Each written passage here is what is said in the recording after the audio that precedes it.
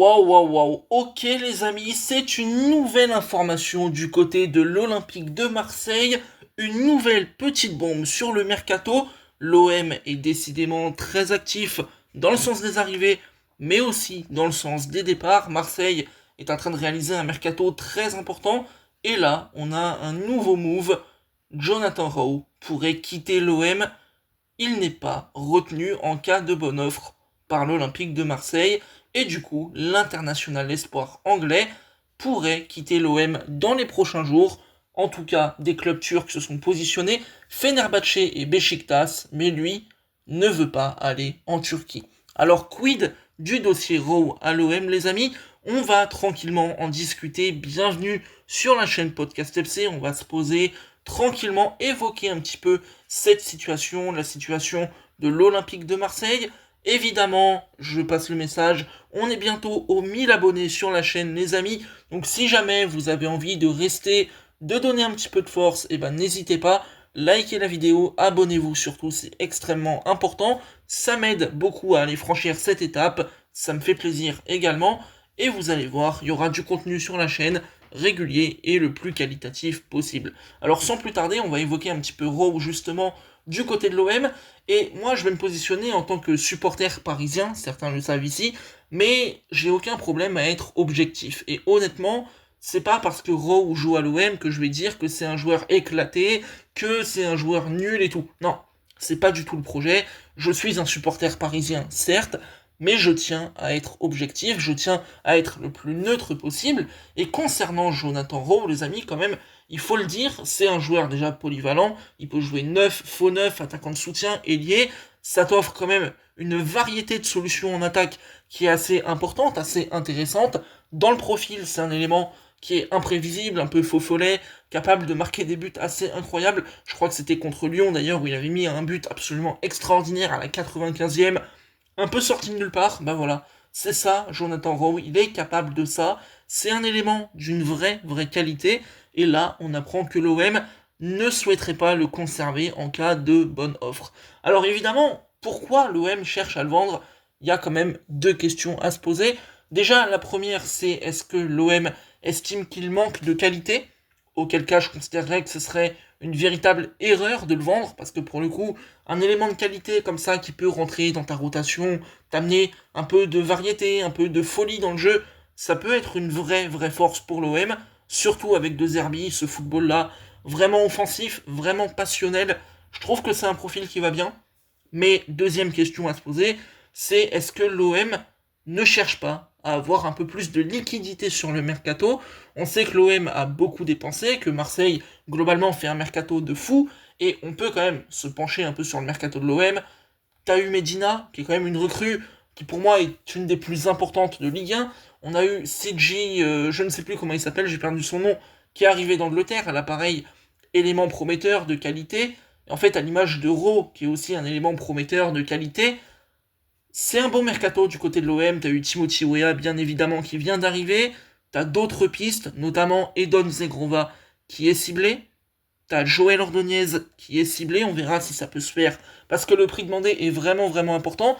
Pierre-Emerick Aubameyang, bien sûr, qui est de retour. Pai Chao, sur qui l'OM a mis 30 millions d'euros.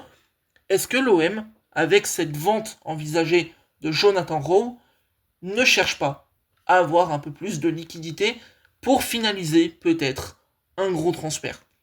C'est une question qui se pose, elle est légitime, mais en tout cas pour revenir à Rowe, c'est un joueur qui est aimé des supporters vraiment, et je comprends pourquoi, ça a l'air d'être un gars sympa, ça a l'air vraiment d'être un mec pour le vestiaire top, il a pas l'air de se plaindre, il a l'air d'être de bonne humeur, mettre la bonne ambiance, c'est des éléments qui sont importants, et au-delà de l'aspect sportif que j'ai déjà évoqué, qui est un bon point et sur lequel Rowe coche des cases et correspond à pas mal de critères, bah au-delà de ça, dans la vie d'un groupe, dans la vie d'un vestiaire, pour l'apport, ça peut être aussi un élément à prendre en compte, un critère à prendre en considération, qui fait que peut-être il ne faut pas le vendre. Rose, c'est un élément évidemment aimé des supporters, ça ok, pas de problème, mais surtout, il s'est excusé pour un penalty raté, quand même, ça montre la mentalité du gars, prêt à assumer, prêt à se mettre en avant dans les moments compliqués, au moment où le collectif, justement, ne doit pas prendre pour que le bateau ne tangue pas.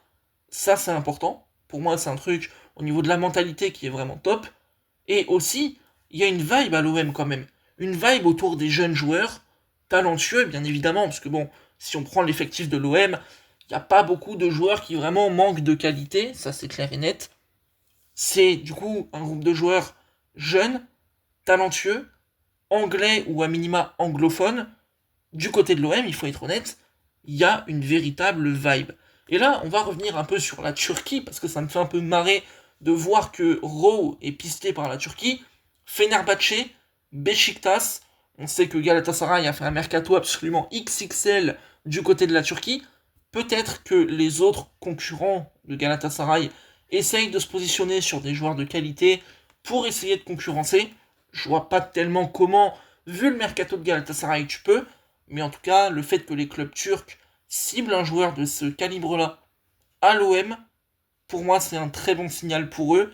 Ils ont vraiment envie de faire quelque chose, mais du côté de l'OM, évidemment, offre peut-être accepté par le club. Le club ne cherche pas à le retenir, mais en tout cas, lui, le joueur, a refusé. Est-ce qu'il partirait dans les prochaines semaines? Est-ce que potentiellement, c'est une question que je me pose, n'étant pas un expert absolu de l'OM en tant que Parisien, potentiellement tu le vends et tu fais Zegrova, en vrai, pourquoi pas? Pourquoi pas?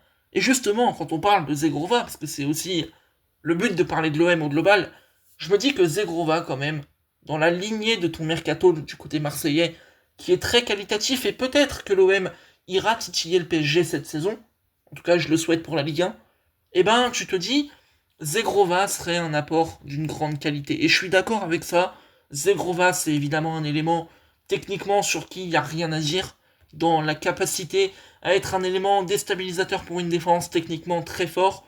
Évidemment, pas de doute sur Zegrova, très clair.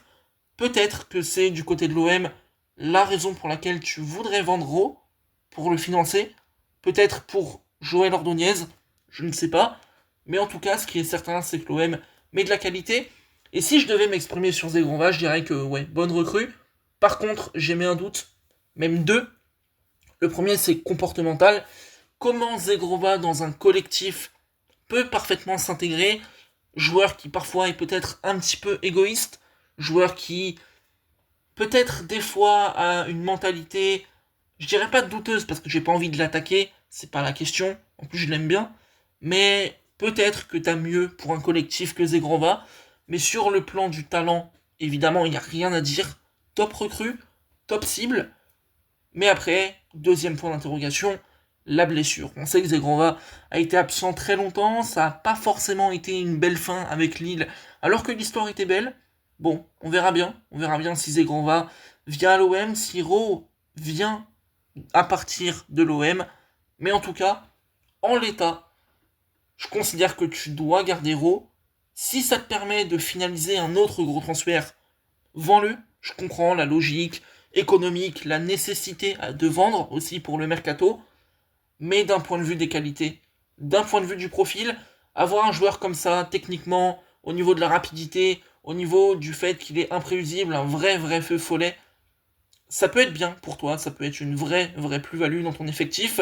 Tu cherches à vendre Mopé aussi, donc éventuellement, est-ce que tu peux trouver d'autres valeurs marchandes dont tu veux te séparer avant de vendre Raw? Est-ce que c'est un manque de qualité d'après toi? C'est vraiment difficile de le dire, mais en tout cas, joueur polyvalent qui va beaucoup t'aider s'il reste, joueur de vestiaire apprécié, pour moi, si je devais m'exprimer, Raw doit rester à l'OM, sauf si vraiment, ça te permet de faire quelque chose d'encore plus grand. Alors voilà les amis, j'espère que j'ai été suffisamment objectif en tant que Parisien. Évidemment, l'idée c'est pas de dénigrer l'Olympique de Marseille juste parce que c'est le rival ou quoi que ce soit. Il faut être neutre, il faut être le plus objectif possible. Je considère que Raw est un élément de qualité. Je considère que ça peut être une vraie plus-value pour l'OM. Alors aucune raison de le détruire. On verra bien quel sera son avenir. En tout cas, le mercato olympien est d'une très grande qualité. Il y a aussi beaucoup de choses qui se déroulent. On verra ce qui va se passer. J'espère que ça vous a plu.